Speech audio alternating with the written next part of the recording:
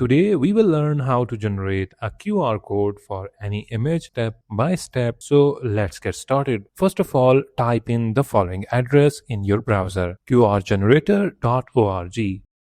This website offers you to generate any type of QR code. You can generate a static QR code, or you can also choose dynamic QR code if you want to track the QR code scans. You can generate QR code for link, text, or email. But we need for image, so click on image. As you can see, it's a premium feature, which means you need to have a plan in order to use it, and you can upload it directly here. But we are going to use the free method. In the free method, we will use Google Drive. So type in the following address: drive.google.com, and visit this website by Google. You can sign in with your Gmail. Then on the left sidebar, click on New.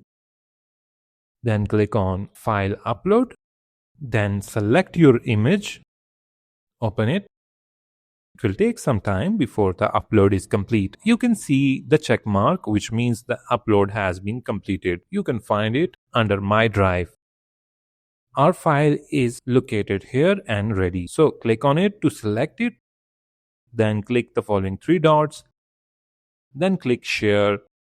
Then again click on Share. It will ask you to select the access. So make sure to select anyone with the link under general access. So anyone with the link can access it. Then copy the link.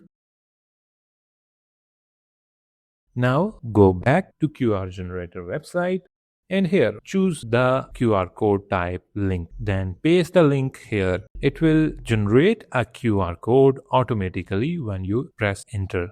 Now you have other options to customize the QR code, such as you can change the color, add the design, logo, frame, and more. Now we will save the QR code. Click Save.